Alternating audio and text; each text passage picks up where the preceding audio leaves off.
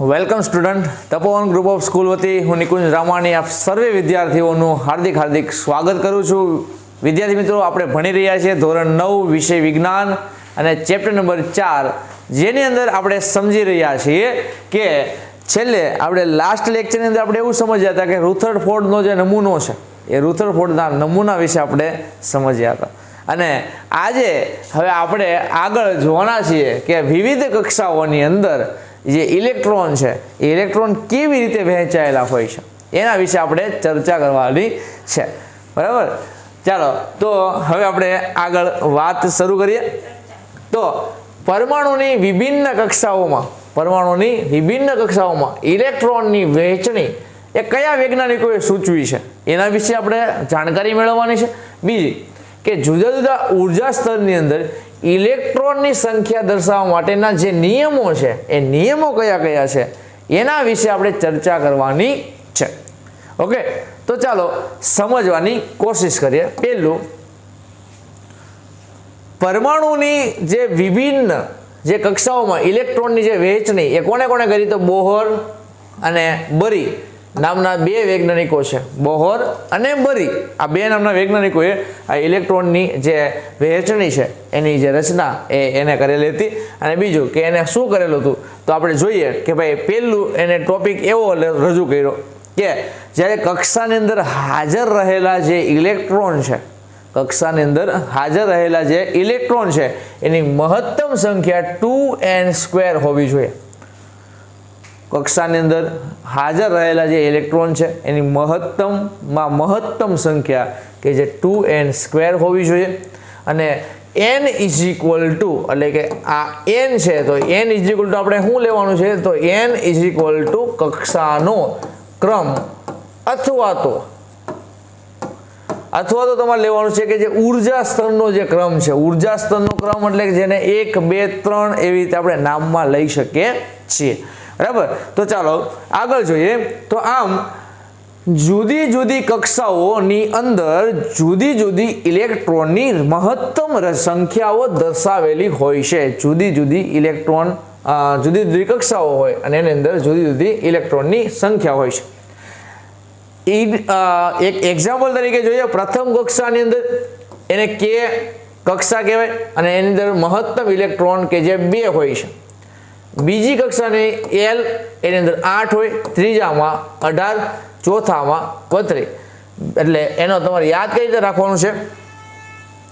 2, 8, 18, 32 આવી રીતે સિમ્પલ તમારે યાદ રાખવાનું છે.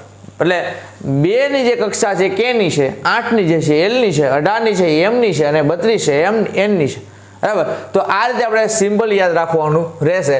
K તો 2, L તો 8, M તો 18 અને N તો 32. બસ આ રીતે આપણે સિમ્પલી કક્ષાઓને યાદ રાખવાની છે. આ કક્ષાઓ તમને જો યાદ હશે તો આને લગતા જે સમ છે, આને લગતા જે દાખલાઓ છે એ દાખલાઓ આપણે આરામથી ગણી શકીશું. તો બીજું એને એવું કીધું, આ પહેલું આવું કીધું કે ભાઈ દરેક કક્ષા K, L, M, N અનુક્રમે 2, 8, 18, 32 આવી રીતે હોય છે. બીજું કે સૌથી બહારની કક્ષામાં મહત્તમ 8 ઇલેક્ટ્રોન સમાઈ શકાય છે. સૌથી બહારની આની અંદર માત્ર તમે 2 ને તમે સમાઈ શકો. 2 હોય એટલે આની અંદર તમે કેટલા સમાઈ શકો? 1, 2, 3, પછી 4, પછી 5, 6, 7 અને 8. ટોટલ તમે 8 સમાઈ શકો. એવી રીતે આની અંદર તમે 18 સમાઈ શકો, આની અંદર તમે 32 સમાઈ શકો. બરાબર, તો આવી રીતે આપણે ઇલેક્ટ્રોનની રચના જોવાની હતી. અને છેલ્લું કે જે પરમાણુમાં જ્યાં સુધી અંદરની કક્ષાઓ ઇલેક્ટ્રોનથી સંપૂર્ણ ભરાઈ જાય નહીં ત્યાં સુધી ઇલેક્ટ્રોન બહારની કક્ષામાં દાખલ થતા નથી. એટલે કે તબક્કાવારે ચાલે છે. ધારો કે હાઇડ્રોજન છે તો હાઇડ્રોજનની અંદર કેટલી સંખ્યા હોય? તો 1 જ હોય ને. હાઇડ્રોજનનો પરમાણુય ક્રમાંક કેટલો હોય? હાઇડ્રોજનનો પરમાણુય ક્રમાંક 1 હોય. બરાબર, તો હાઇડ્રોજન છે પહેલી કક્ષામાં 1 જ સમાય એટલે પછી અહીંયા કાંઈ ન આવે. સમજ પડી? બરાબર, તો આ રીતે આપણે આ કક્ષાઓને ભરવાની છે. ને આપણે હમણાં કક્ષાને લગતું આપણે સરસ મજાનો ટોપિક જોઈએ. તો એવો આપણે જોઈએ ભાઈ પ્રથમ 18 તત્વોની જે બંધારણીય જે રચના છે એ તમારી સમક્ષ હું મૂકું છું. ચાલો તો આપણે સમજવાની કોશિશ કરીએ. તો સૌથી પહેલાં આપણે વાત કરીએ હાઇડ્રોજનથી, બરાબર. તો હા, હિલી, બેબો, કાના, ઓ, ફની, સોમે, એ, સી, ફો, સ, ક, આ, બરાબર. અહીંયા સુધી આપણે 18 તત્વો આપણને આપેલા છે, બરાબર. એની સિવાયના આગળ ઘણા બધા તત્વો છે જે આપણે સમજી ગયેલા છે. આગળના લેક્ચરો તમે જો એટેન્ડ કર્યા હોય તો તમને આઈ થિંક ખ્યાલ હશે. ઓકે, ચાલો સૌથી પહેલા આપણે જોઈએ કે હાઇડ્રોજન છે. તો હાઇડ્રોજન તમારો છે ને, હાઇડ્રોજન ઇઝ ઇક્વલ ટુ એનું પરમાણુય દળાંક છે એ એક જ હોય. તો પરમાણુય દળાંક એક છે એટલે એક જ કક્ષાની અંદર એ એક સમાઈ ગયેલો છે, એક થઈ ગયો. હવે એવી રીતે કક્ષાઓ 1, 2, 3 અને 4 હોય છે. તો 2, 8, 18 ને 32 આવી રીતે સમાઈ શકે. ચાલો હિલિયમ છે. તો હિલિયમનો પરમાણુય ક્રમાંક છે 2. તો પહેલી કક્ષામાં કેટલા સમાઈ શકે? 2. તો ચાલો અહીંયા બંને સમાઈ ગયા. હવે આવે છે લિથિયમ. તો લિથિયમ છે એના પરમાણુય ક્રમાંક છે 3. તો પરમાણુય ક્રમાંક એનો 3 હોય તો અહીંયા 2 તો સમાઈ ગયા ઓલરેડી. હવે કોણ વધ્યો? 1 વધ્યો. 1 વધે છે. તો 1 વધે છે એ આ 8 ની અંદર આવે.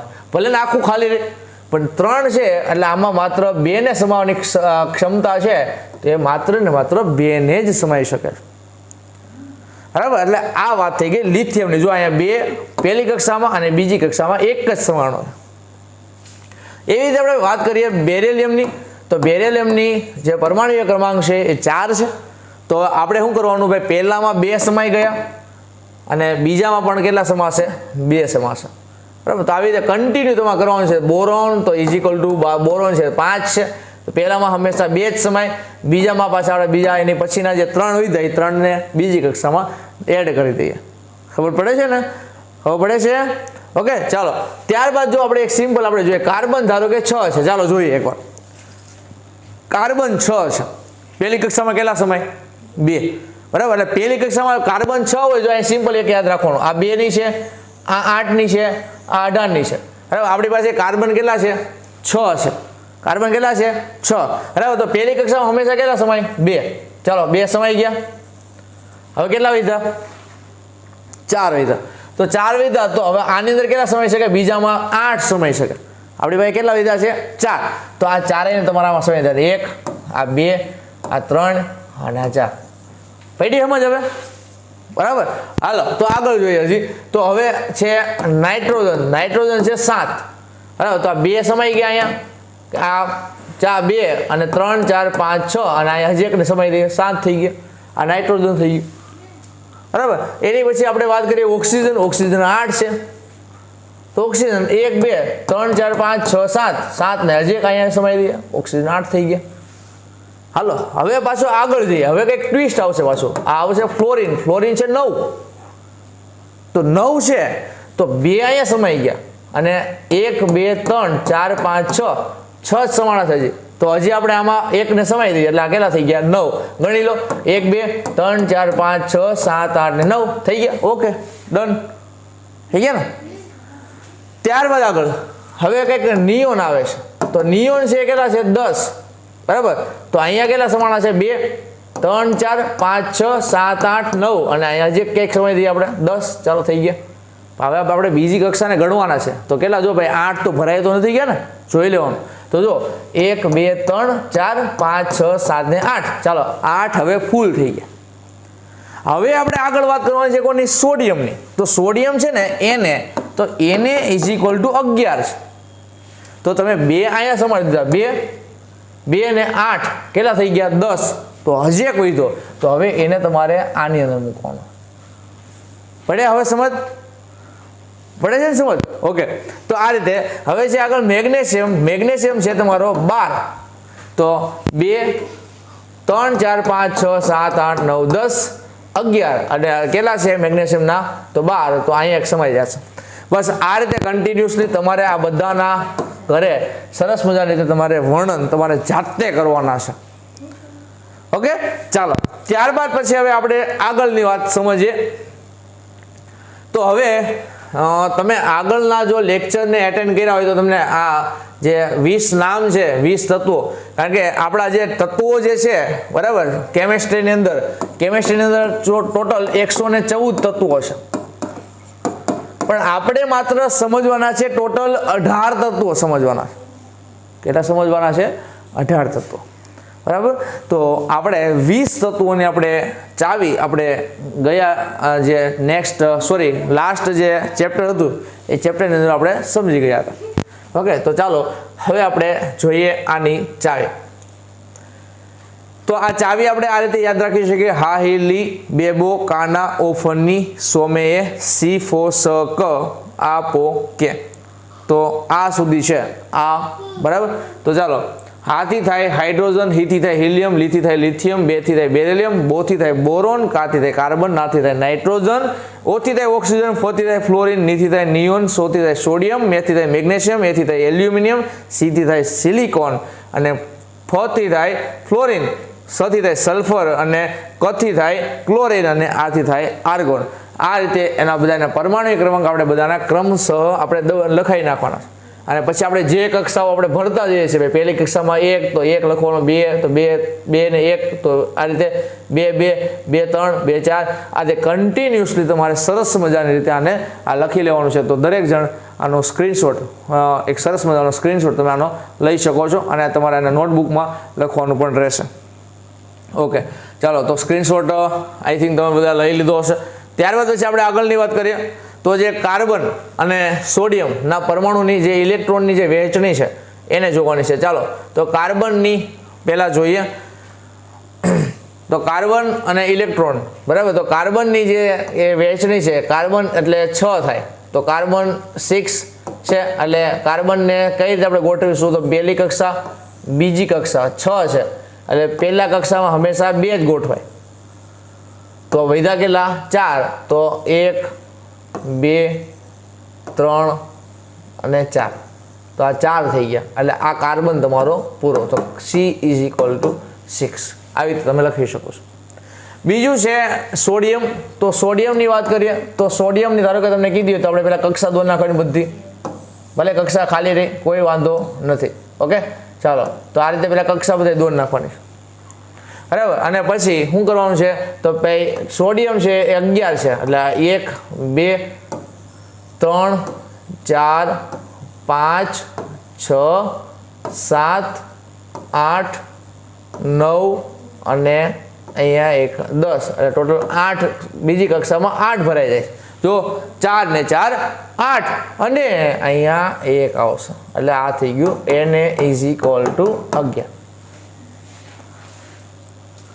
ઓકે, ચાલો, ત્યારબાદ પછી આગળ વાત કરીએ. કોઈ પરમાણુના જે K અને L જે કોષ છે એની અંદર ઇલેક્ટ્રોનથી ભરાયેલા જે હોય તો તે પરમાણુની અંદર ઇલેક્ટ્રોનની સંખ્યા કેટલી હશે? તો ભાઈ એની અંદર ઇલેક્ટ્રોનની સંખ્યા હંમેશા કેટલી હોય છે? તો 10 હોય છે. આ એક સિમ્પલ આપણે ક્વેશ્ચન આપણે દરેકે ખાસ યાદ રાખવાનો રહેશે. ઓકે, ચાલો, ત્યારબાદ પછી આગળ વાત કરીએ. તો હવે વાત કરવાની છે સંયોજકતા. સંયોજકતા કોને કહેવાય? સંયોજકતા વિશેના આપણે સરસ મજાની વાત આપણે આ ચેપ્ટરની અંદર કરવાની છે. તો ચાલો જોઈએ સંયોજકતા. તો સૌથી પહેલો, સંયોજકતા કોને કહેવાય? સંયોજકતા એટલે શું? સંયોજકતા વિશેની વાત કરવાની છે. તો પરમાણુની સૌથી બહારની એટલે કે જે બાહ્યતમ કક્ષા છે એ કક્ષાની અંદર રહેલા જે ઇલેક્ટ્રોનની જે સંખ્યા છે એ સંયોજકતાને ઇલેક્ટ્રોન કહેવાય છે. ઇલેક્ટ્રોનને આપણે E- આ રીતે દર્શાવી શકીએ છીએ, બરાબર. અને ત્યારબાદ કે જે દરેક તત્વનો જે પરમાણુ છે એ અન્ય તત્વના પરમાણુ સાથે સંયોજવા માટે એક નિશ્ચિત ક્ષમતા ધરાવે છે. એટલે કે દરેકની પાસે પોતાની ક્ષમતા હોય છે. જેમ કે હાઇડ્રોજન તો એની પાસે 1ની ક્ષમતા છે, બરાબર. હિલિયમ છે તો એની પાસે 2ની ક્ષમતા છે, બરાબર. આવી રીતે દરેકની પાસે કોઈની પોતાની નિશ્ચિત એક ક્ષમતા હોય છે, અને જેને પોતાની એ તત્વની એક સંયોજકતા કહેવામાં આવે છે, બરાબર. તો સંયોજકતા કોને કહેવાય? કે ભાઈ દરેક પરમાણુ પાસે કોઈ પણ પરમાણુની અંદર સંયોજવાની કોઈ એક નિશ્ચિત ક્ષમતા હોય છે, અને ક્ષમતાને સંયોજકતા કહેવાય છે. અને કોઈ પણ પરમાણુની બાહ્યતમ કક્ષાની અંદર વધુમાં વધુ 8 ઇલેક્ટ્રોન સમાઈ શકાય છે. વધુમાં વધુ કેટલા ઇલેક્ટ્રોન સમાઈ શકાય? 8 ઇલેક્ટ્રોન ત્યાં સમાઈ શકે છે. ત્યારબાદ આગળ વાત કરીએ તો જે તત્વોની બાહ્યતમ કક્ષા કે જે ઇલેક્ટ્રોન નથી, મતલબ ઇલેક્ટ્રોનથી સંપૂર્ણ ભરાયેલી હોય તેવા તત્વોના પરમાણુઓ ખૂબ જ ઓછી રાસાયણિક સક્રિયતા દર્શાવે છે, અને જે ઓછી રાસાયણિક સક્રિયતા દર્શાવતા હોય એવા તત્વોના પરમાણુઓ કે જે અન્ય તત્વોના પરમાણુઓ સાથે સંયોજવાની ક્ષમતા અથવા તો સંયોજકતા એની શૂન્ય હોય છે. એટલે કે જેની ઓછી ક્ષમતા હોય, બરાબર, જેની ઓછી ક્ષમતા હોય એને શું કહેવાય, એની જે પરમાણુઓ જે સંયોજકતા હોય છે એમ કેવી હોય છે, શૂન્ય હોય છે. રેડી. અને ત્યારબાદ જે તત્વોની સંયોજકતા એ શૂન્ય હોય છે તો તેવા તત્વોને નિષ્ક્રિય તત્વો પણ કહેવાય છે. એટલે કે જે તત્વો કોઈ પણ પ્રકારનું કાર્ય કરી શકતા જ નથી, બરાબર, તો એ કોઈ તત્વો ધારો કે કાર્ય કરી શકતા ન હોય તેને નિષ્ક્રિય તત્વો કહેવાય છે. અને એ નિષ્ક્રિય તત્વો પૈકી એમાં એકનું નામ ખાસ આવે, એમાં હિલિયમ, બરાબર, જેનું પરમાણુ ક્રમાંક છે હિલિયમ = 2, એટલે He એની સંજ્ઞા છે. હિલિયમ કે જે 2 નંબરે હોય, બરાબર, હિલિયમ કેટલા નંબરમાં હોય, 2 નંબરમાં. ક્યાં હોય, હિલિયમ 2 નંબરમાં, બરાબર.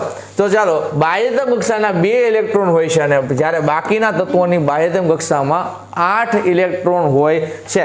રહીને બધાને લાઇટ થાય તો જ્યારે બાકીના જે તત્વો છે એની બાહ્યતમ કક્ષા કે જે કેટલાની હોય છે, 8 ઇલેક્ટ્રોનની હોય છે, જ્યારે હિલિયમ કે જે 2 ઇલેક્ટ્રોન ધરાવે છે એટલે કે એની બાહ્યતમ કક્ષા એ 2 ઇલેક્ટ્રોનની હોય છે.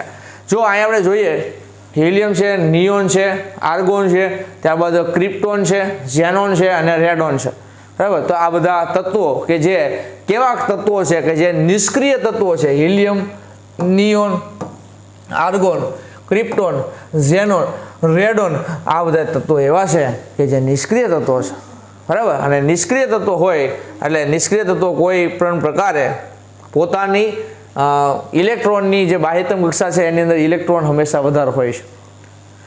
ત્યારબાદ આગળ વાત કરીએ, દરેક તત્વોનો જે પરમાણુનો જે બાહ્યતમ કક્ષામાં અષ્ટક રચના પ્રાપ્ત કરવાનો જે પ્રયત્ન કરે છે, અષ્ટક રચના એટલે કે બાહ્યતમ કક્ષા જે 8 કક્ષોની જે હોય છે, 8 કક્ષાની, એ 8 કક્ષાની જે કક્ષા જે ભરવાનો જે પ્રયત્ન કરે છે, તો એના માટે પરમાણુ કે જે અન્ય તત્વના પરમાણુ સાથે ઇલેક્ટ્રોનની ભાગીદારી કરે છે અને એની સાથે આપ-લે કરે છે. એટલે કે ભાઈ તું એમ કે ભાઈ તું મને એટલા પ્રોટોન આપ, આટલાની મને જરૂર છે, એટલે આ શું કહે છે કે મારી પાસે આટલા ઇલેક્ટ્રોન છે, તું આટલા ઇલેક્ટ્રોન લઈ જા. શું કરશે, એટલે એને પ્રોટોનની અને ઇલેક્ટ્રોનની આપ-લે કરશે. એટલે કોઈ પણ એવા પરમાણુ હોય કે જેને એની જે રચના છે એને 8ની જેને બાહ્યતમ કક્ષા એને ભરવાની જ છે, તો 8ની બાહ્યતમ કક્ષામાં ધારો કે એની પાસે 7 જ થાય છે, તો એવું કરશે, એની પછીનો જે ભાઈ હશે ને એની પાસેથી એકને ખેંચી લેશે, એની પાસેથી એને લઈ લેશે. એટલે અમુક છે ને એ પ્રોટોન દાતા હોય અને અમુક પ્રોટોન દાતા હોતા નથી, આવું પણ હોઈ શકે, બરાબર. એટલે આ એક વસ્તુ યાદ રાખવાની. અને 2 કે તેથી વધુ જે તત્વો છે એ તત્વોના પરમાણુની જે બાહ્યતમ કક્ષા એની ભાગીદારી કરતા અને વિનિમય કરતા ઇલેક્ટ્રોનની સંખ્યાને સંયોજકતા કહેવામાં આવે છે. આ સંયોજકતાની વ્યાખ્યા સિમ્પલ થઈ. શું કે ભાઈ કોઈ પણ પરમાણુની બાહ્યતમ કક્ષા સાથે જ્યારે ભાગીદારી કરે છે અથવા તો એની સાથે વિનિમય એટલે આપ-લે કરવી, ઇલેક્ટ્રોનની અને પ્રોટોનનું આદાન પ્રદાન કરવું, તો એને શું કહેવાય, સંયોજકતા કહેવાય છે. ત્યારબાદ પછી આગળ જોઈએ, બરાબર, તત્વોની સંયોજકતા કેવી રીતે નક્કી થાય છે. ચાલો તો જોઈએ તત્વોની સંજ્ઞા છે એ કેવી રીતે નક્કી કરી શકાય છે. સિમ્પલ વાત છે ભાઈ, ફટાફટ અહીંયા જોઈએ તો કોઈ પણ તત્વોની સંયોજકતા કે જે બાહ્યતમ કક્ષામાં રહેલા ઇલેક્ટ્રોનની સંખ્યા દ્વારા નક્કી થાય છે. પહેલું યાદ રાખવાનું, કોઈ પણ તત્વોની સંયોજકતા હંમેશા એના ઇલેક્ટ્રોનની સંખ્યા દ્વારા નક્કી થતી હોય છે. ત્યારબાદ આગળ દાખલા તરીકે પહેલું હાઇડ્રોજન, બીજું લિથિયમ, ત્રીજું સોડિયમ એ તત્વના પરમાણુના બાહ્યતમ કક્ષામાં 1 ઇલેક્ટ્રોન ધરાવતા હોય છે. કોણ કોણ? હાઇડ્રોજન, લિથિયમ, હિલિયમ, આ બધા સોડિયમ, આ બધા, બરાબર. અને આથી આ તત્વો કે જે 1 ઇલેક્ટ્રોન ગુમાવી શકે છે એટલે તેની પાસે પોતાની સંયોજકતા 1 હોય એવું કહી શકાય છે. ઓકે. ત્યારબાદ બીજું છે મેગ્નેશિયમ અને એલ્યુમિનિયમ. મેગ્નેશિયમ અને એલ્યુમિનિયમ એ બંને સંયોજકતા અનુક્રમે 2 અને 3 ધરાવે છે. એટલે કે જે મેગ્નેશિયમ હોય છે, આ મેગ્નેશિયમની અનુક્રમે કેટલો હોય છે? 2, અને એલ્યુમિનિયમ હોય તો એલ્યુમિનિયમ કે જેની 3 હોય છે, બરાબર. અને જ્યારે સંયોજકતા એ ઇલેક્ટ્રોનની સંખ્યા 5 થી 7 હોય, કેટલી? 5 થી 7, તો સૌથી બહારની કક્ષામાં અષ્ટક પહેલા પૂર્ણ કરવા જોઈતા ઇલેક્ટ્રોનની સંખ્યા કે જે સંયોજકતા બને છે, એટલે કે સૌથી પહેલા શું કરે છે? તો સૌથી પહેલા એના બહારની જે અષ્ટક જે રચના છે, એટલે કે જે 8ની જે રચના છે, 8ની રચનાને પહેલા પૂર્ણ કરવા માટે શું કરે છે? તો પહેલા સંયોજકતા એને બનાવે છે, અને આ સંયોજકતા બની જાય અને પછી તે ઓક્સિજનના પરમાણુઓની સૌથી બહારની જે કક્ષા છે એમાં 6 ઇલેક્ટ્રોન હોય. કેટલા?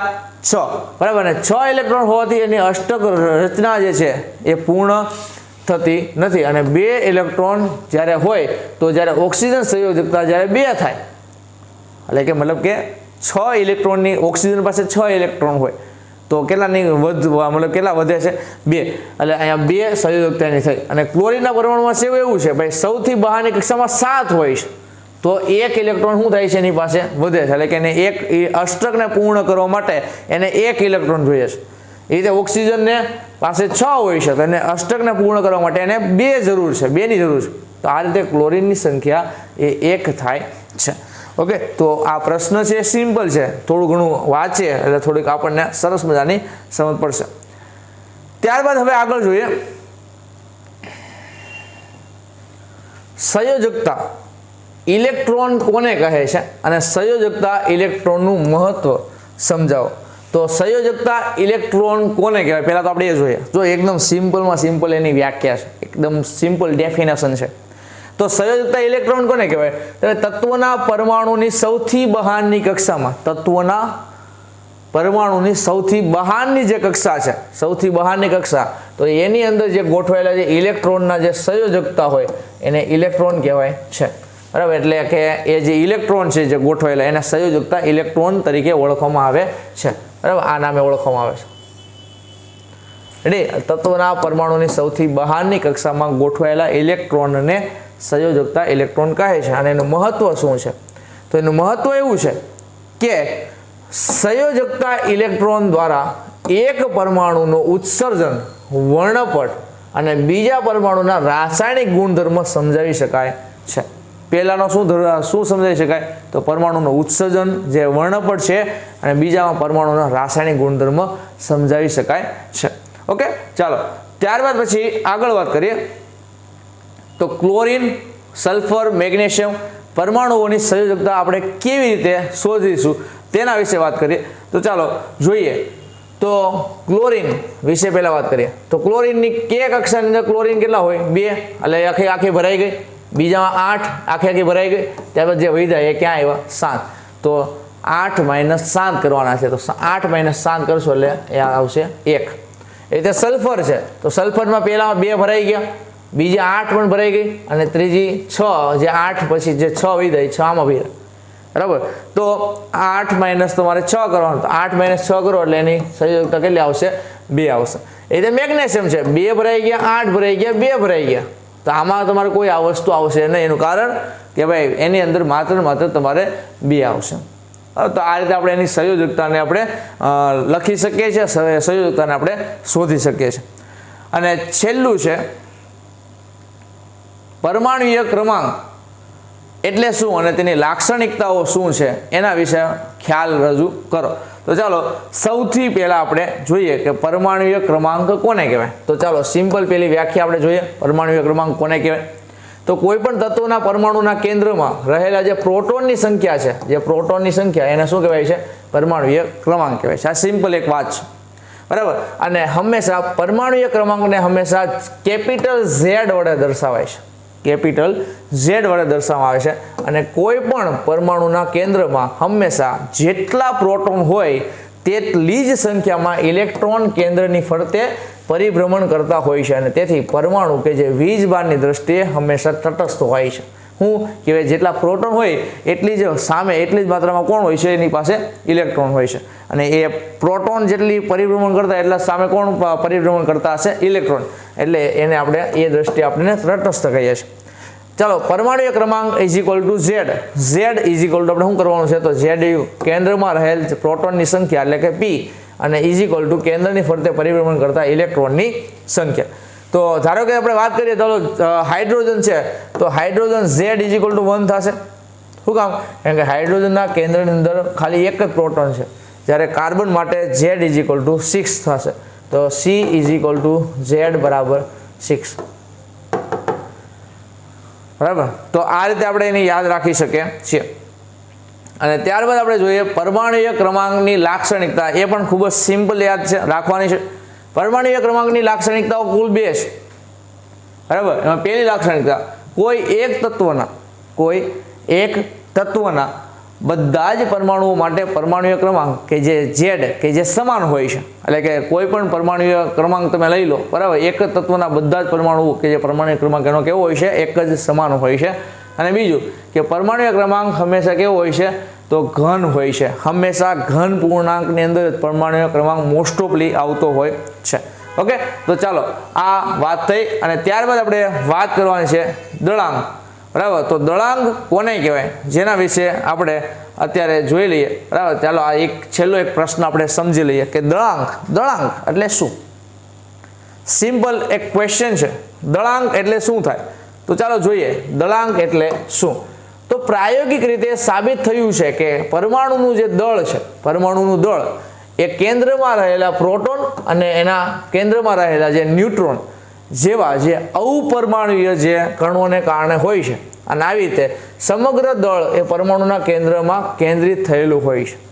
શું કહેવાય? પ્રાયોગિક રીતે એવું સાબિત થયું છે પરમાણુનું જે દળ છે એ કેન્દ્રમાં રહેલા જે પ્રોટોન અને ન્યુટ્રોન એ બંનેની સાથે અપરમાણુય કણોને કારણે થયેલું હોય છે. અને એ સમગ્ર દળ કે જે પરમાણુના કેન્દ્રમાં કેન્દ્રિત થયેલું હોય છે. અને એને પ્રોટોન અને ન્યુટ્રોનને ન્યુક્લિયોન્સના નામે પણ ઓળખી શકાય છે. શું કહી શકાય છે? ન્યુક્લિયોન્સ. ઓકે, હવે એવી રીતે દળાંકની બીજી વાત કરીએ. એટલે કે દળાંક કોને કહેવાય? તો પરમાણુના કેન્દ્રમાં રહેલા જે પ્રોટોન અને ન્યુટ્રોનની જે કુલ સંખ્યાના સરવાળાને દળાંક કહેવાય. એકદમ સિમ્પલ વાત છે ને ભાઈ, કે ભાઈ પ્રોટોન પ્લસ કોણ? તો ન્યુટ્રોન, આ બંનેનો જે સરવાળો થાય એને શું કહેવાય છે? દળાંક કહેવાય છે. તો જો સિમ્પલ દળાંકનો આપણે સંજ્ઞા આપવાની છે capital A = P plus neutron એટલે N. બરાબર. તો આ રીતે તમારે લેવાનું થશે A = P પ્લસ N. બરાબર. તો ચાલો આ રીતે આપણે આ દળાંકને આપણે યાદ રાખવાનું છે.